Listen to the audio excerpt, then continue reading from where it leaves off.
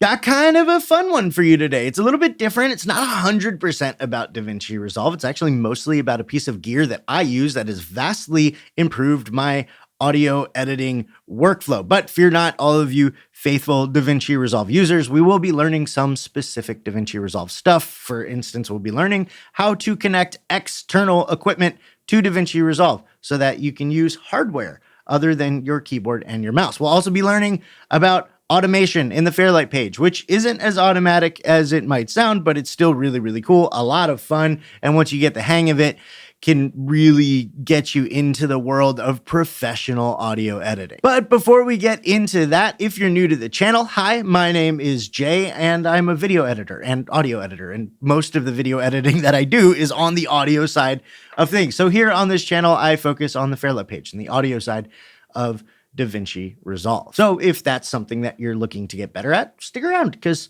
you're going to learn something. Okay, let's jump into the Fairlight page here. I want to show you a part of the Fairlight page that is very, very important. And we've looked at it a whole bunch, but we've never really done a deep dive on it. It's called the mixer. This is the mixer right here, and it's got our order of operations, which we did a video on a couple weeks ago, and we've got our dynamics, which we just learned about in the last video, and it's also got faders down here. These are what control the levels of each individual track and also your main bus. Faders is what I want to focus on today because faders, real hardware faders, are the things that have really sped up my workflow. Yes, it's really cool that you have a visual representation in Davinci Resolve that you can use to slide up and down, but there is nothing like the feel of actual faders. For me, anyway, there's nothing like the actual feel of like real hardware faders on my fingertips, moving around and editing the audio. It's just a great feeling, and it helps me kind of speed up my workflow and really feel immersed in the editing process. And I would suggest finding ways for yourself to immerse yourself in the editing process, whether it's using something like the speed editor, which is a really cool little piece of hardware that helps you edit faster and helps you really kind of take control of your editing. It's really awesome. I use it all the time. Now, if you are kind of an ecosystem nerd, I guess, there is a Blackmagic Design.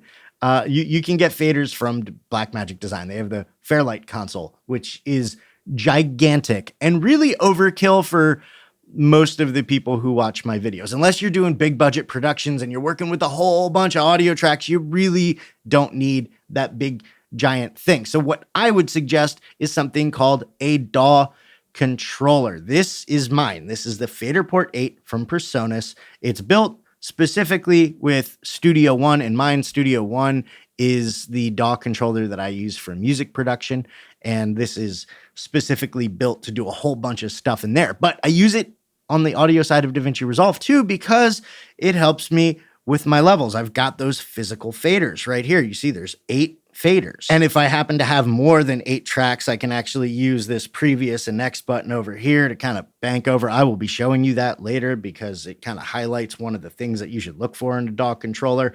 I can also control panning with this. And so it really does immerse me in the audio editing process, and it really has sped up my workflow a lot. Now, if you do pick up a DAW controller, it's not really a plug and play experience with Davinci Resolve. It's not like this speed editor where it's kind of made for Davinci Resolve. So as soon as you connect it to your computer, it's just ready to go. There's a little bit of work to do, not a whole lot. It's really, really easy. If you get a DAW controller and where you already have one and you want to hook it up to Davinci Resolve, all you got to do is come up to Davinci Resolve, Preferences, and then come down to Control Panels, and you'll see Audio Console. And in most cases, you're going to choose Use MIDI Audio Console unless you have that giant Fairlight console from Blackmagic Design, which, yes, you know, in a perfect world, I would have one because I just love faders and I love audio equipment. And if you ever want to see me physically drool, stick me in a recording studio with a lot of faders.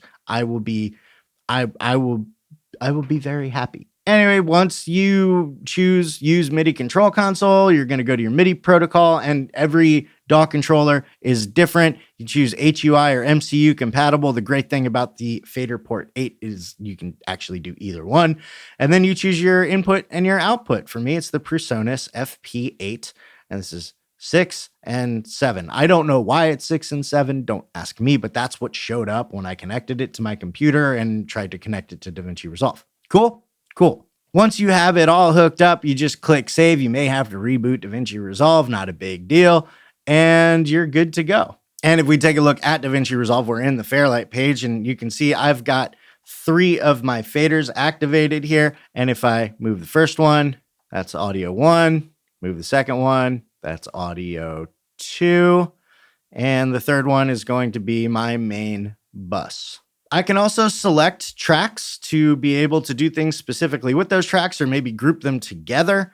And if I wanted to select just one track, I can actually go ahead and control the panning. If you look at the panning window on the track, you can see that I'm controlling it with my DAW controller. So that's the basics of using a DAW controller. You can use the faders, you can pan left and right. There's also transport controls, so I can actually play.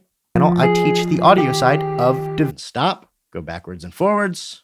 But one of the best ways to use a DAW controller in Davinci Resolve is automation. Automation is just the process of recording fader movements so that when you play it back, your volume will automatically go up and down. You can also do that with panning and a whole bunch of other stuff, but the classic way of using automation is with your faders, with your volume. So let's take a look at how to set that up in the Fairlight page, and then I'll show you how I use the DAW controller to do the automation. It's really, really cool. Okay, so let's take a look at how to set up automation. Most of your controls are going to be right here and right here. This turns automation on. This little keyframey looking thing here is turning automation on and off, and then your automation settings are going to be right next to it, automation controls. Select that, and now you can control how your automation is going to work. We're going to pretty much stick with default settings here. So we're going to be writing our automation. That means when we start playing, our automation is going to be written. Touch is going to be off. On stop, we're going to return, and then we're going to enable automation on our faders. Then we're going to come down to the track that we want to automate. In this case, it's going to be audio 2, which is our music track. Make that a little bit bigger. We're going to choose fader level for the automation. We're going to turn automation on, and then we're going to set our beginning volume. And we're going to do that using the FaderPort. So we're going to bring this down. It's going to start at -18. And when we play, I'm going to adjust the fader, and it's going to record the fader movements in Davinci Resolve. And then when we play back, you'll see that it does exactly what I needed to do. So let's go ahead and do that. Here on this channel, I teach the audio side of Davinci Resolve.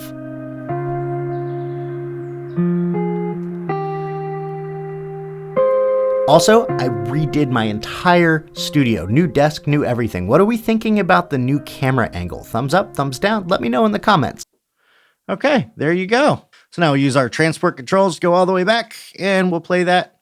And you'll see that not only is the volume going to go up and down, but if you watch the FaderPort, you'll see the fader goes up and down as well. Here on this channel, I teach the audio side of Davinci Resolve.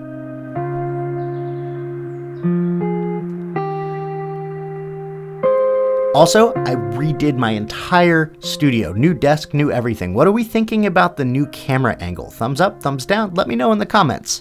And there you go. That is what automation looks like. Now, with one track, it's not that big of a deal. But if you have multiple tracks on a project and you want to automate a whole bunch of stuff, having faders is just the coolest thing ever, and it really speeds up your workflow. So I highly recommend it if you do a lot of automation. If you work with multiple audio tracks and you want to automate a whole bunch of different stuff, this is really going to save you a whole bunch of time. Now, I know that this thing is like kind of big, and it's, I don't even need my headphones anymore. This thing is big, right? It's big. So you may be thinking, I don't need like 8 faders because I don't usually use a whole bunch of audio tracks. I make simple videos that have dialogue and maybe a music track and maybe maybe one or two sound effects tracks, and that's it. And that's fine because the FaderPort 8 is not your only option when it comes to DAW controllers. There are a whole bunch of them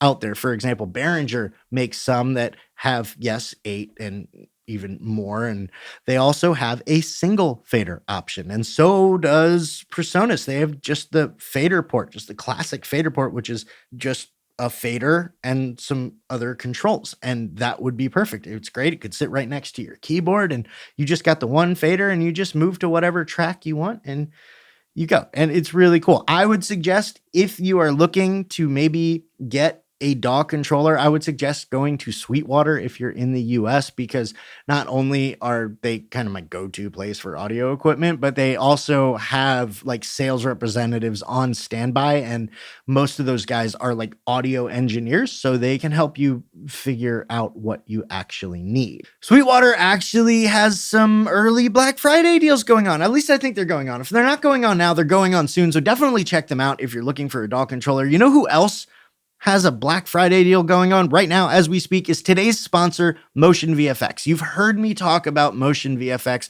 a whole bunch of on this channel if you've been watching for a while. They make plugins and effects and titles and just all sorts of stuff for Davinci Resolve and Premiere Pro and even Final Cut. They actually started on Final Cut. Now they make stuff for all the other stuff, and they're really, really good. Everything they have is really high quality, really easy to use. I use them all the time in my videos. I have used them in this video for sure. And you can tell that I'm telling the truth because I haven't even edited this video yet, but I know I'm going to be using MotionVFX to help me edit it because they're just amazing. And they've got a Black Month deal going on starting on November 4th, which already happened. That's 3 days ago, right? 3 days ago, as of the making of this video, they've got a whole Black Friday month thing going on. You can get 30% off of Davinci Resolve Premiere Pro plugins. All of them, every single one, 30% off. Just drop the code BW30 at checkout and you will get 30% off. Also, if you're a Final Cut user and you're watching this video for whatever reason, then they've got a deal for you too. So if you are looking for plugins that are going to make your workflow faster, if you're looking for plugins and effects and titles that are going to take your videos to the next level and give them a nice polished look, then click the link in the description.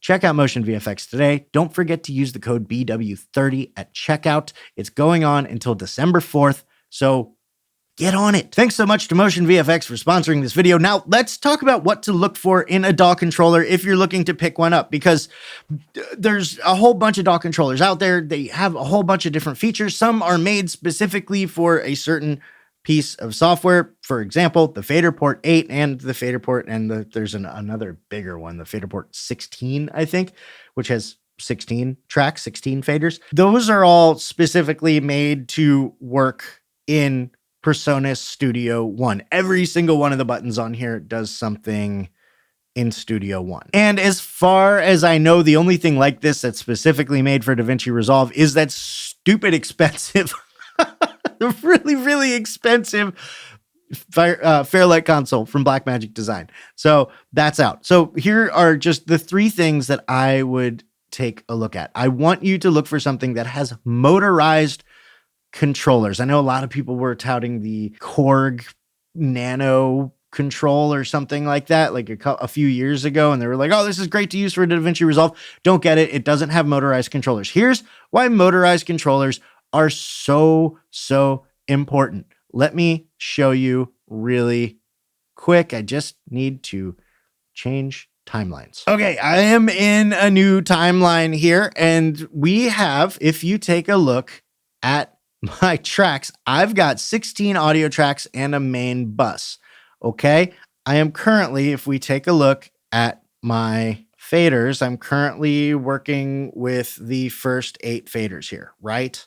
And I've got them all set at different levels. Okay, here's why motorized faders are so important. If I want to go to that second bank of faders, faders 9 through 16, I can hit next, and now I'm working, you can see, on fader 9, but if I go back, because these faders are motorized, they actually remember the positions of all the tracks. So if I'm working with more than the number of faders, if I'm working with more tracks than I have faders, motorized faders will remember the position. So whenever I move to the fader that I'm working with, the faders will automatically move to the correct location. So motorized faders, that is the first feature that you want to look at. If it doesn't have motorized faders, don't get it, because otherwise, every time you touch a fader, it's going to move its corresponding track to its current position. So you're not really going to be able to work with more tracks than you have faders. Next thing that you want to look for is being able to pan. You want to be able to pan your audio using your DAW controller, because again, it's just another point of immersion, and it's more control that you get. For example, in the FaderPort 8 here, if we are working with, we'll say track 1, you know what? Let's actually just go into the panning here, and you can see this is a very tactile button. It actually clicks into position. So every time I move, I'm moving a set amount of space. So it really gives me a lot of control. The last thing that you should look for is transport controls. Transport controls are just a fancy way of saying you can play and pause and move throughout the timeline with buttons. That's what transport controls are. The things that JKL do on your keyboard, right? You want those on your DAW controller. So if I come here, we can hit play and we can play. We can hit stop and we'll stop. We can rewind, we can fast forward. The only thing that I have found that doesn't work with the transport controls is scrolling. I don't have a way to use this jog wheel to control. And that's just because the FaderPort 8 was not specifically made for Davinci Resolve. I'm not too bothered by it because I actually I'll even move it into frame here. I've got my speed editor. So I actually use the jog wheel for that. If I need to get to a specific place in the timeline, we're good to go. Now, there is one thing that I want to say this because I want to manage expectations. There are a lot of people out there, I was one of them for a very long time, that thought that better gear meant better skills for some reason. I thought that getting something like a DAW controller or better speakers or even the speed editor was going to make me a better editor. And it's not. The DAW controller is not going to improve your editing skills. For one, it takes muscle memory. So you're going to have to learn how to use it. There is a learning curve with these things. And also, it's not the gear that you use. It's the ear that you use. That's the important thing when it comes to audio editing. So, a DAW controller is great. And when you learn how to use it, it's going to speed up your workflow. But the only way to become a better editor is to kind of learn how to use your ear and learn how to think about your workflow and tweak it the way that you want it. And one of the ways to do that is to learn something called order of operations, which I already made a video about. You can check that out right here. And until next time, don't forget to go out and make stuff. Thanks for watching.